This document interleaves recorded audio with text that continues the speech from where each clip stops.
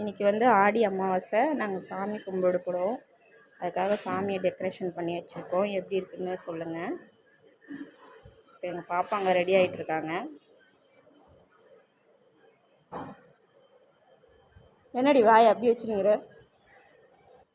பூஜை சாமான்லாம் ரெடி பண்ணியாச்சு. இப்போ சமையக்கட்டுக்கு வந்தாச்சு. பாயாசம் செய்யணும், வடை செய்யணும், சாமிக்கு படையல் போடணும். ரெடி பண்ணிவிட்டு உங்களுக்கு சொல்கிறேன். வந்து பாயாசத்துக்கு ரெடி பண்ணியாச்சு. முந்திரி வறுத்தாச்சு. இப்போ பால் போட்டிருக்கேன்.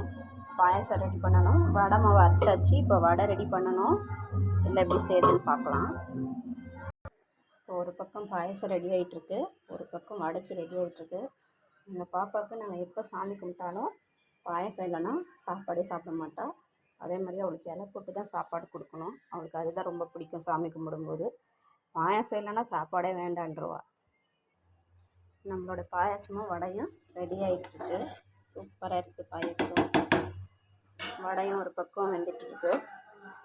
ரெடி பண்ணிவிட்டு நம்மளும் போய் ரெடி ஆகிட்டு அதுக்கப்புறம் சாமி கும்பிட்டுக்கலாம்.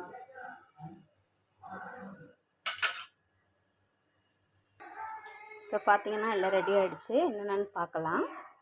வடை ரெடி ஆகிடுச்சு. மெதுவடை, அப்பளம், சாதம், பாப்பாவுக்கு ரொம்ப பிடிச்ச பாயாசம், கொஞ்சமாக வச்சுருக்க ரசம், கொஞ்சமாக இருக்குது ரசம், சாம்பார் ரெடி ஆகிடுச்சு.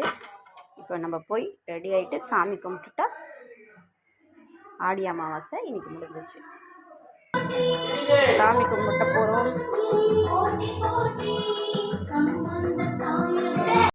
சாமி கும்பிட்டுட்டு தான் பாயாசம் சாப்பிடணும். ஓகேயா?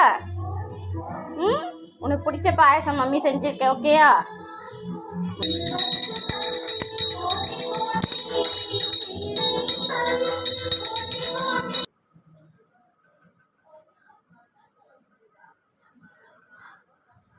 பார்பிக்கும் கொஞ்சம் விபூதி வச்சு விட்டுருவோம்.